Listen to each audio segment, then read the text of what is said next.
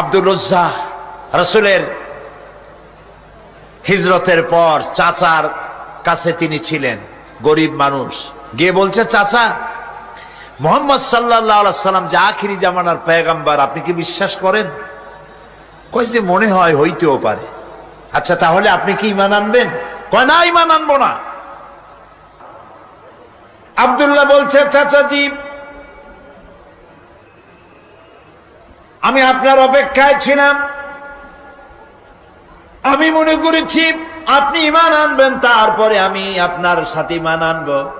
কিন্তু আমি তো আর ধৈর্য রাখতে পারছি না। আমি যখন জানতে পারলাম আপনি ঈমান আনবেন না, আমি আপনাকে শোনায়া তাওহীদের কালেমার সাক্ষী দিতেছি। আল্লাহরে শোনায়া লা ইলাহা ইল্লাল্লাহু মুহাম্মাদুর রাসূলুল্লাহ। সুপ্রিয় দর্শক, আসসালামু আলাইকুম ওয়া রাহমাতুল্লাহ। যিনি মানুষকে দাওয়াত দিয়েছিলেন ভালোবাসার ভাষায়, তিনিই ছিলেন আমাদের প্রিয় আল্লামা দিলওয়ার হোসেন সাইদী রাহিমাহুল্লাহ। আজ আমি তিনার এমন এক অনুপ্রেরণামূলক ওয়াজ আপনাদের সম্মুখে উপস্থাপনা করব। চলুন শুনে দেখি। চাচা বলছে, আব্দুল উজ্জা, তুমি জানো এর পরিণতি কি? কয়, না, জানি না। এর পরিণতি হচ্ছে তোমার বাড়ি ঘর, উট, ছাগল, ভেড়া, দুম্বা যা আছে সব আমার দেওয়া, এগুলিকে ছেড়ে দিতে হবে। তিনি বললেন, ছেড়ে দিলাম, সব ছেড়ে দিলাম। তোমার ঘর, এটাও আমার দেওয়া, এটাও বাদ দিলাম। তোমার পরনে যে লুঙ্গি, গায়ে যে কাপড়, এটা আমার দেওয়া, এটাও বাদ দিতে হবে। দিলাম বাদ, কাপড় খুলে ফেলে দিল, জামাও খুললো, লুঙ্গিও খুলে দিল। উলঙ্গ হয়ে, সর্বহারা হয়ে মায়ের কাছে চলে গেছেন। মা তার ভরা যুবক এই ছেলেকে উলঙ্গ দেখে 2 হাত দিয়ে চোখ ঠেসে ধরেছেন। বাবা, তোমার এই দুরবস্থা কেন? তিনি বললেন, মা, আমি রাসূলের প্রতি, আল্লাহর প্রতি ঈমান এনেছি, তাই আমার এই দুরবস্থা। তুমি আমার কাছে কি চাও? তিনি বললেন, মা, আমি আপনার কাছে শুধু একটা কাপড় চাই, আমি মদিনায় যেতে চাই রাসূলের কাছে। মা বলল, আমার কাছে তো কাপড় নাই, আমি গরিব মানুষ, একটা ছেঁড়া কম্বল আছে। এই ছেঁড়া কম্বলটা তিনি পরলেন, হাঁটু বের হয়ে থাকলো, পায়ে হেঁটে, কখনো কোনো যানবাহনে করে, কষ্ট করে, দীর্ঘদিন হেঁটে, খেয়ে না খেয়ে মসজিদে নববীতে গিয়ে পৌঁছে গেছেন। নবীজি ঘরের থেকে বের হয়ে আব্দুল্লাহ কিভাবে দেখতে পেয়ে মাথার চুল উস্কো খুস্কো, চোখ ক্ষুধার যন্ত্রণায় গর্তের ভিতরে চলে গেছে। তিনি প্রশ্ন করলেন, তুমি কে? তিনি বললেন, আমার নাম আব্দুল উজ্জা। তোমার এই অবস্থা কেন? তিনি সব খুলে বললেন। নবীজি বললেন, তোমার নাম আব্দুল উজ্জা নয়, আমি তোমার নাম রেখে দিলাম আব্দুল্লাহ। আসহাবে সুফফাকে ডেকে বললেন, এই আব্দুল্লাহকে কোরআন শরীফ শিখাও। তিনি কোরআন শরীফ শিখতেন। কোরআন শরীফ তেলাওয়াত করতে গিয়ে উচ্চ শরীফ তেলাওয়াত করতেন।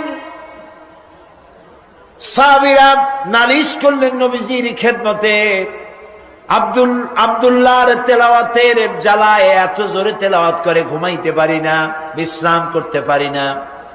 নবীজি বললেন, তোমরা আব্দুল্লাহকে তেলাওয়াত করতে দাও, যত খুশি জোরে তেলাওয়াত করুক। তার কারণ হলো তার ঈমানটা এত চড়া দামে ঈমান এনেছে, পরনের লুঙ্গিটাও আনতে পারে নাই। ইত্যবসরে তাবুকের যুদ্ধের দামামা বেজে উঠেছে। রোমানদের সাথে রাসূলুল্লাহর যুদ্ধ হবে। আল্লাহ নবী সাহাবায়ে কেরামদেরকে একত্রিত করে যুদ্ধের প্রস্তুতি নিলেন। সমস্ত লোকেরা টাকা পয়সা দিল, মহিলারা সোনা দানা দিলেন। সবগুলি নিয়ে রাসূলুল্লাহ রওনা করলেন। 30,000 সৈন্য নিয়ে নবীজি রওনা করেছেন তাবুকের দিকে। আর 2 লক্ষ সৈন্য আসছে রোমানদের।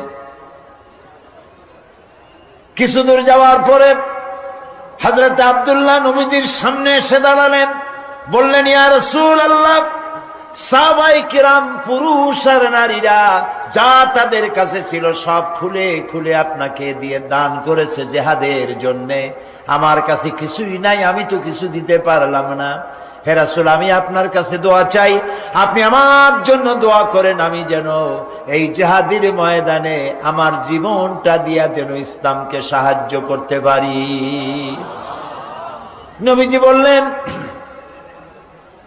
একটা গাছের বাকল নিয়ে আসো। হযরত আব্দুল্লাহ গাছের বাকল নিয়ে আসলেন। আল্লাহ নবী বাকলটা হযরতে আব্দুল্লাহর হাতে বেঁধে দিয়ে বললেন, আয় আল্লাহ, আমি আব্দুল্লাহ রক্তকে কাফেরদের জন্য হারাম করে দিলাম। হযরতে আব্দুল্লাহ কেঁদে উঠলেন, বললেন, ইয়া রাসূলুল্লাহ, আমার আশা ছিল জিহাদের ময়দানে যুদ্ধ করে শহীদ হয়ে জান্নাতে যাব, আর আপনি আমার রক্ত কাফেরদের জন্য হারাম করে দিলেন। আল্লাহর নবী বলেন, আব্দুল্লাহ, কোনো চিন্তা করো না, এখন যদি তোমার জ্বরেও মৃত্যু হয়, ঘরের মধ্যে বসে আল্লাহ তোমাকে শাহাদাতের দরজা দিবে। তাবুকের প্রান্তরে সাহাবায়ে কেরাম উপস্থিত হলেন। রোমান 2 লক্ষ সৈন্যরা, আল্লাহ নবী নিজে এসেছেন শুনে ভয়তে পালিয়ে গেল। বিনা যুদ্ধে জায়গা দখল হয়ে গেল। নবীজি সেখানে 20 দিন অপেক্ষা করলেন, চতুর্দিকে দিনের দাওয়াত ছড়াতে লাগলেন। একদিন নবীর কানে খবর গেল, আয় আল্লাহর নবী, ওই যে আব্দুল্লাহ যার হাতে আপনি বাকল পরিয়ে দিয়েছিলেন, ওই আব্দুল্লাহ আজকে রাতে কয়েকদিন জ্বর ভোগার পরে তিনি ইন্তেকাল করেছেন। নবীজি তাকে গোসল এবং কাফনের ব্যবস্থা করতে লাগলেন, করতে বললেন, এবং নিজে গিয়ে জানাজার ব্যবস্থা করবেন বললেন। কবর খোঁড়া হলো। কবরের পাশে একজন ছোট্ট একটা লাইট নিয়ে দাঁড়ায় আছেন, টিম টিম করে জ্বলছে। 2 জন সাহাবী আব্দুল্লাহকে হাতে উঁচু করে ঘাড়ে করে বহন করে আনতেছেন, আর কবরের ভিতরে একজন দাঁড়ায় গেছেন লাশ ধরার জন্য। যিনি কবরের ভিতরে দাঁড়ানো, তিনি বলতেছেন, তোমরা লাশ বহন করে যারা আনতেছো, তোমার ভাইকে আস্তে আস্তে আনো, যেন তোমার ভাইয়ের সঙ্গে যেন বেয়াদবি না হয়। কবরের ভিতরে দাঁড়িয়ে যিনি আব্দুল্লাহ লাশ ধরে কবরে শোয়াই দিলেন, তিনি আর কেউ নন, তিনি রহমতের নবী, বিশ্ব নবী মুহাম্মদুর রাসূলুল্লাহ। নিজ হাতে কবরে শোয়াই দিলেন। বহন করে যারা এনেছিলেন তারা হলেন আবু বকর, ওমর রাদিয়াল্লাহু তাআলা আনহুমা, আর আলো নিয়ে যিনি দাঁড়িয়েছিলেন তিনি হযরত বেলাল। কবরের ভিতরে আব্দুল্লাহকে শুইয়ে দিয়ে তার উপরে মাটির আচ্ছাদন দিয়ে নবীজি 2খানা হাত আল্লাহর দরবারে তুলে ধরে বলেন, রব্বুল আলামিন, আজকের সন্ধ্যা পর্যন্ত আমি আব্দুল্লাহর উপরে খুশি ছিলাম, রাজি ছিলাম। আয় আমার আল্লাহ, তুমি আব্দুল্লাহর প্রতি খুশি আর রাজি হয়ে যাও। হযরত আব্দুল্লাহ ইবনে মাসউদ রাদিয়াল্লাহু তাআলা আনহু, তিনিও সেখানে উপস্থিত ছিলেন। তিনি কেঁদে উঠে বললেন, আহারে, আজ যদি আব্দুল্লাহ লাশ না হইয়া আমার লাশটা যদি হইতো, ভাগ্য ভালো হয়ে যেত। নবীজি বলছেন, আয় আল্লাহ, আজকের সন্ধ্যা পর্যন্ত আমি আব্দুল্লাহর উপরে রাজি, তুমি আব্দুল্লাহর প্রতি রাজি হয়ে যাও। সুবহানাল্লাহ। প্রিয় ভাই সব, একজন সাহাবী রাসূলকে যে সম্মান দিয়েছে, ভালোবাসা দিয়েছে, সারা দুনিয়ার মানুষ এই ভালোবাসা একত্রিত হয়ে দিতে পারবে না। সুতরাং ইয়া নবী সালাম আলাইকার মধ্যে মহব্বত না, মহব্বত হলো রাসূলের দেওয়া আদর্শ বাস্তবায়িত করার মধ্যেই মহব্বত। হক কথা বলার জন্য রাসূল মার খেয়েছেন, সাহাবায়ে কেরাম মার খেয়েছেন। আমরা হক কথা বলতে ভয় পাই, অনেকে ভয় পান হক কথা বলতে। হক কথা বলতে যদি দাওয়াত না হয়, যত পারা যায় মাইজিয়া ঘষিয়া কথা কইয়া টইয়া কোন রকম গোলেমালে যাবে দিন। পকেট ভরলেই হয়, ঠিক কিনা? পকেট ভরার কাম হাদিয়া তোহবার কাম। প্রিয় ভাই সব, এটা হাদিয়া তোহবার রাস্তা না, এ রাস্তা রক্ত পিচ্ছিল, এ রাস্তা বড় কঠিন, দান দান শহীদ হওয়ার রাস্তা, কাঁচা কলিজা চাবায় খাওয়ার রাস্তা। হযরতে হামজা রাদিয়াল্লাহু তাআলা আনহুর কলিজা চাবায় খেয়েছিল কাফেররা। এই কষ্ট করার পর ইসলাম এসেছে। ইসলামকে টিকিয়ে রাখতে হবে এবং দুনিয়ার সামনে প্রমাণ করতে হবে মুসলমানেরাই কেবলমাত্র আদর্শবান। পৃথিবীর শান্তি স্বস্তি মুসলমানেরা দিতে পারে, ইসলাম দিতে পারে, এটা বুঝাতে হবে। কিন্তু যে পথে আমাদের লোকেরা রওনা হয়েছে, এই পথ আসল পথ নয়। একজন ব্যক্তির পিছনে দৌড়ানো, শখসপরস্তি, ব্যক্তি পূজা, মাজার পূজা, পীর পূজা, এইসব পূজা দিয়ে গোটা দেশ কোথায় যাচ্ছে? আদর্শ ছেড়ে দিয়ে। প্রিয় ভাই সব, এই জন্য আমাদেরকে বুঝতে হবে, এই ধারণা বদ্ধমূল করে নিতে। একটু জোরে সোরে জিকির করেন, সুবহানাল্লাহ ওয়ালহামদুলিল্লাহ লা ইলাহা ইল্লাল্লাহ, সুবহানাল্লাহ ওয়ালহামদুলিল্লাহ লা ইলাহা। প্রিয় ভাই সব, আজকে 3 জন মুসলমান হবেন, আলহামদুলিল্লাহ বলেন। আজকে মুসলমান হবে 3 জন। নাম হলো তপন বড়ুয়া, পিতা হলো লাতু বড়ুয়া। তপন বড়ুয়া, আর তিনি বৌদ্ধ ধর্মের লোক, বাড়ি হলো উখিয়া, কক্সেস বাজার। নাম পছন্দ করেছে মোহাম্মদ ইউসুফ। আর একজন হলো শ্রী খোকন বিশ্বাস, পিতা মৃত্যু বাবুল বিশ্বাস, বাড়ি হলো পদুয়া, চট্টগ্রাম। বর্তমান নাম পছন্দ করেছে মোহাম্মদ ওমর ফারুক। একজন মহিলা, নাম হলো শ্রী শিখা দে, পিতার নাম মৃত বলরাম দে, বাড়ি হলো চকবাজার, চট্টগ্রাম। বর্তমান নাম পছন্দ করেছে মোসাম্মদ কুলসুম বেগম। আরো কাছে, লা ইলাহা ইল্লাল্লাহু মুহাম্মাদুর রাসূলুল্লাহ। আল্লাহ ছাড়া, জোরে বলো, আল্লাহ ছাড়া কোন উপাস্য নাই, মাবুদ নাই। মুহাম্মদ সাল্লাল্লাহু আলাইহি ওয়াসাল্লাম আল্লাহর প্রেরিত রাসূল। আশহাদু আন লা ইলাহা ইল্লাল্লাহু ওয়াহদাহু লা শারীকা লাহু ওয়া আশহাদু আন্না মুহাম্মাদান আবদুহু ওয়া রাসূলুহু। আমি সাক্ষ্য দিচ্ছি আল্লাহ ছাড়া কোন ইলাহ নাই, মাবুদ নাই, উপাস্য নাই। তিনি এক, তিনি একক, তার কোনো অংশীদার নাই। আমি আরো সাক্ষ্য দিচ্ছি মুহাম্মদ সাল্লাল্লাহু আলাইহি ওয়াসাল্লাম আল্লাহর বান্দা এবং তার প্রেরিত রাসূল। আসসালামু আলাইকুম। এই নতুন মুসলমানদের সালাম নেন, সবাই বলেন। আর একজন মহিলা ইসলাম কবুল করেছেন, তিনি প্যান্ডেলের ভেতরে আছেন। আমি মোনাজাত করব। আর আগামীকাল এই মাহফিল শেষ দিন সমাপ্ত হবে ইনশাআল্লাহ। সবাই বলি ইনশাআল্লাহ। আপনাদের খেদমতে আরজ হচ্ছে এই যে ইসলামী সমাজ কল্যাণ পরিষদের এই বিশাল মাহফিলের যে লক্ষ লক্ষ টাকা খরচ হয়, এই খরচে আপনারা শরীক থাকেন, আপনাদেরকে ধন্যবাদ জানাই। আলহামদুলিল্লাহ বলেন। আল্লাহ তাআলা বলেছেন তাআওয়ানু আলাল বিররি ওয়াত তাকওয়া ওয়ালা তাআওয়ানু আলাল ইসমি ওয়াল উদওয়ান। নেক কাজে, ভালো কাজে সহযোগিতা করো। এটা কি নেক কাজ নয়?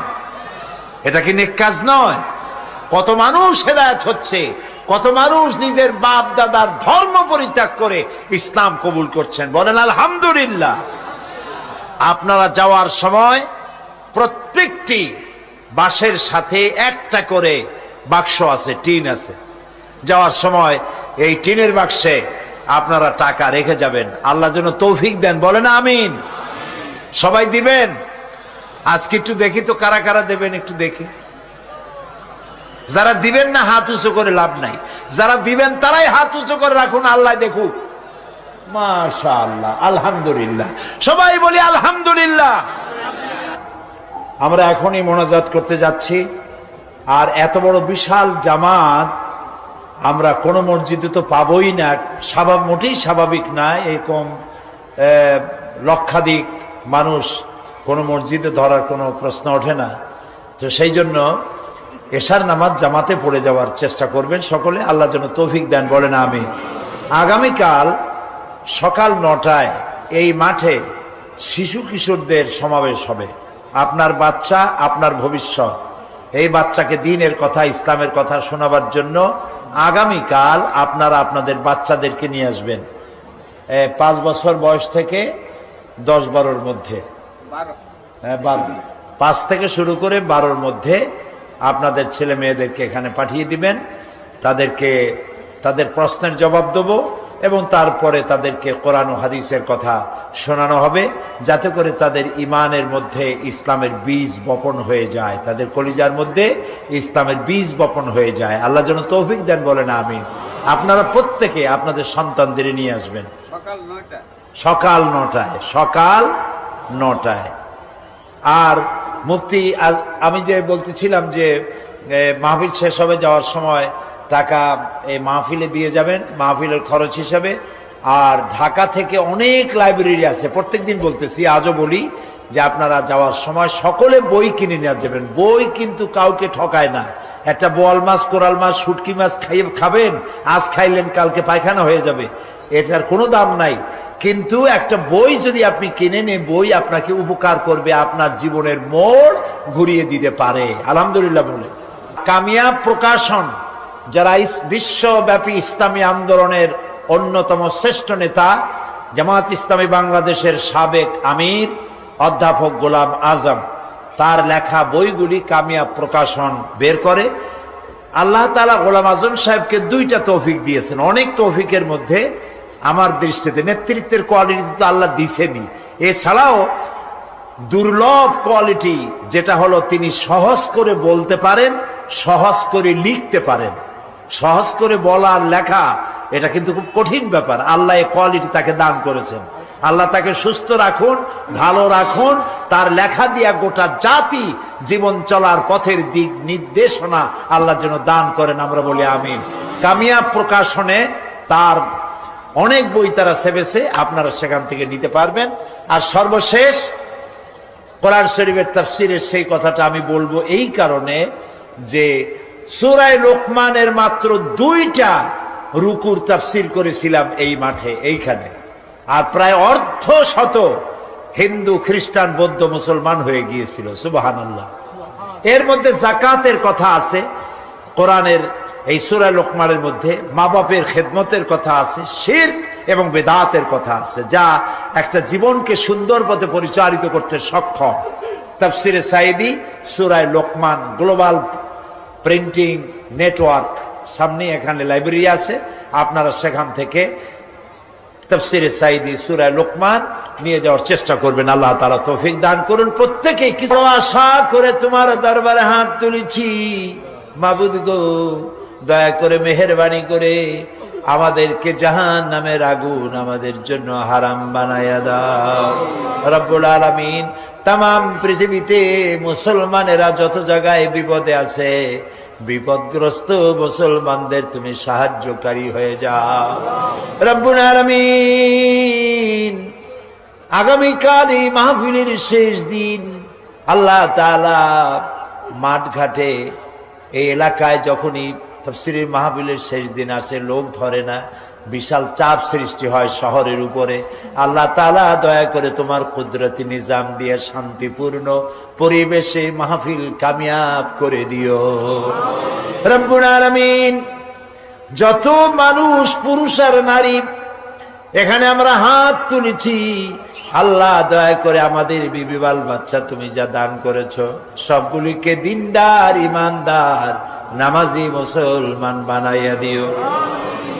আল্লাহুম্মা হাব্বিব ইলাইনাল ঈমান وزينه في قلوبنا وكره إلينا الكفر والفسوق والعصيان واجعلنا من الراشدين اللهم زدنا ولا تنقصنا وأكرمنا ولا تهنا وآثرنا ولا تؤثر علينا اللهم يا منزل الكتاب ومجري السحاب سريع الحساب وهازم الأحزاب اللهم اهزمهم وزلزلهم وانصرنا عليهم اللهم شتت شملهم اللهم مزق جمعهم اللهم دمر ديارهم اللهم خرب بنيانهم আল্লাহ তাআলা